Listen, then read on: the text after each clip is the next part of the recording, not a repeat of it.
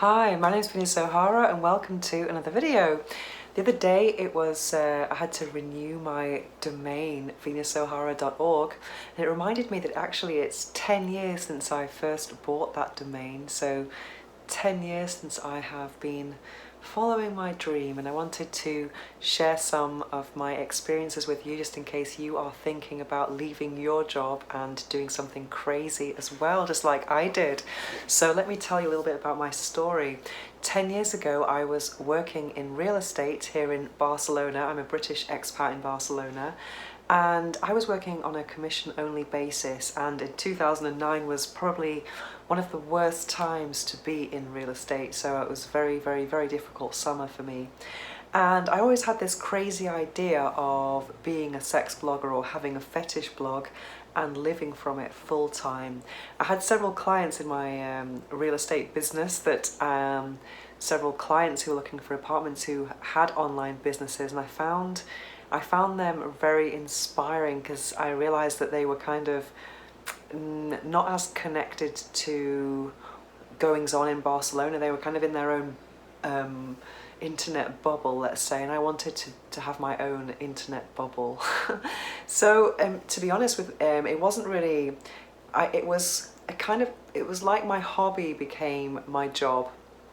It was never my side hustle. I know some people who dream about leaving their jobs one day to follow their passion.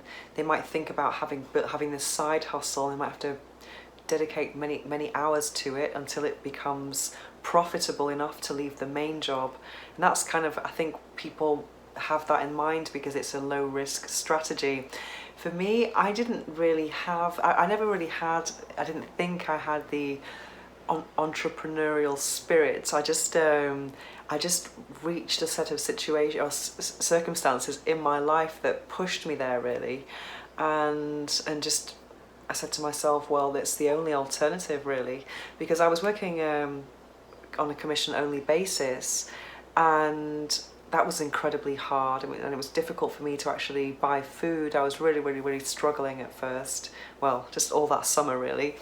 But I didn't leave my job immediately because I was negotiating 2 big sales, and if these sales came through, I mean, I wasn't going to give all that hard work away to a colleague, so I was hanging in there, and fortunately they did come through, and as soon as I got my money, I said goodbye to my real estate job and got my stash of cash. And then I had about enough money to live for maybe 8 months or something like that. So at first I was just very relaxed and thinking about how I was going to go about becoming a fetish blogger, sex blogger, and making money from it.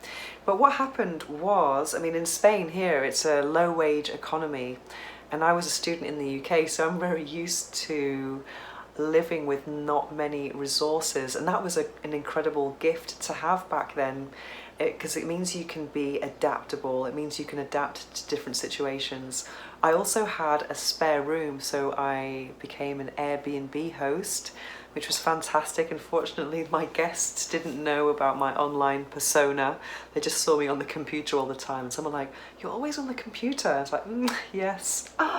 So that was quite cool. So that was kind of good. I had some income, and I had all this real estate money as well. And fortunately, just within 3 months, I think, of leaving my job, or just a couple of months, I met Erica Lust, and she asked me if I wanted to write a book with her. And that for me was an incredible, amazing experience, because it meant I had validation from the universe that this new path that I'd chosen was the right one. So that was great. So I got straight into that. That was my first project. And I was just, in my other spare time, I was building up my website, venusohara.org, and my intention at first was to have a massive fetish glossary, which I still have. I have over 50 fetishes on my website. But ever since then, I've changed and evolved and grown, etc. And now I'm more focused on sex toy reviews than fetish glossaries and stuff. I've really left the fetish thing behind, even though I still do consider myself to be a fetishist, but that my business model has completely changed. So at first I was thinking, fetish website. But then after the book, I started getting more into content creation for media outlets here in Spain. And once I had the book published, then that opened the door for me to lots of Spanish media outlets. For example, I've written for El País, GQ Spain, Playboy Spain, and many magazines here in Spain. In fact, I was constantly in the newsstands since, when was it? September 2010 until January, just December 2018. So that's 8 years of press that I've got. So that was great at first. And also being in the media gives you a massive sense of validation as well. And also it was great for me to acquire new following, a lot of following at the beginning, the first few years. But ever since then, unfortunately, in these 10 years, I've seen the death of print media. So I have had to adapt my own business model accordingly, and it's all been good actually. I mean, at first it's been quite hard when you have a leading column and you are very well known in Spanish media, and then suddenly you start seeing that the impact is getting less and less important. It's quite hard.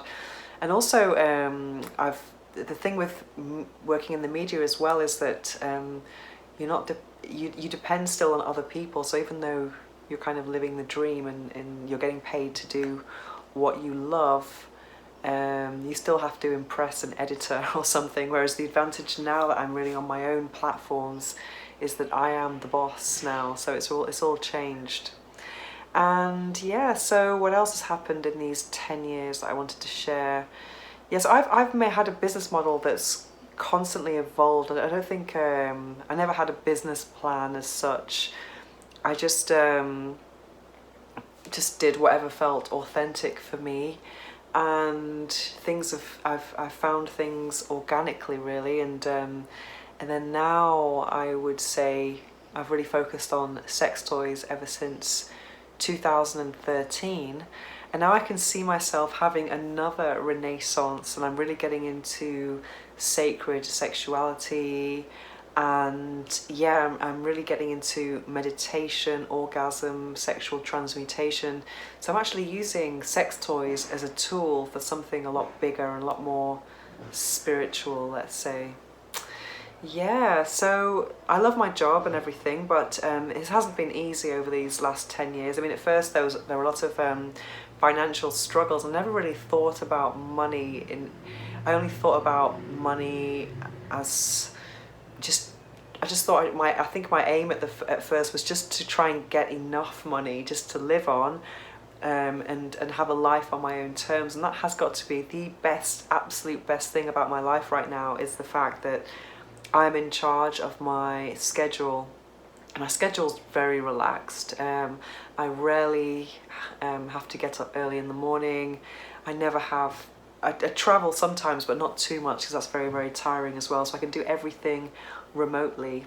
And now I'm in a position where I've gone completely international, so I don't do anything with Spain anymore. So I'm working with people in China and in US. So that's it's kind of interesting for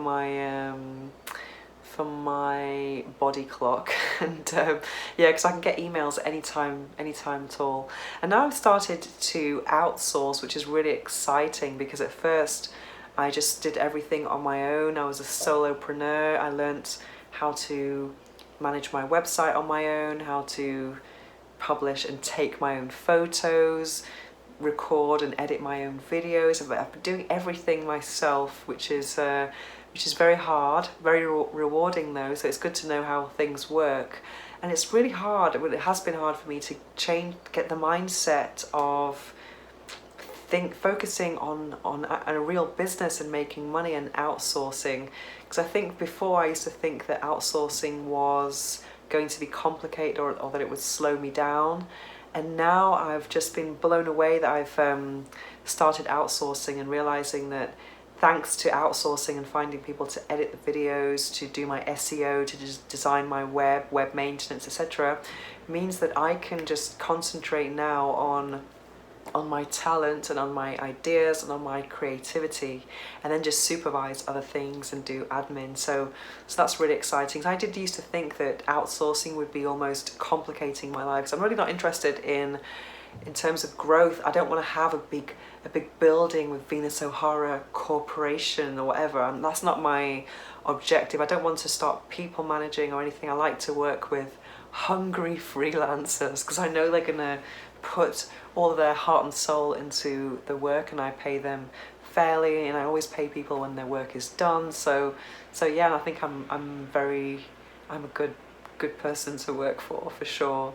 So yeah, now I'm really focused on business and everything that I wasn't at the beginning, and I think it's never too late. And I think the fact that I was never focused on the corporate side earlier meant that I could just focus on my message and being as authentic as possible, and money was never the main thing. Whereas now I'm just really focused on making a business because I've acquired so much knowledge in the sex toy industry, and it's an industry that's growing. I mean, before I was working in sex toys, I've always worked in industries that were dying. Let's say I was working in a printer, so that was just dying.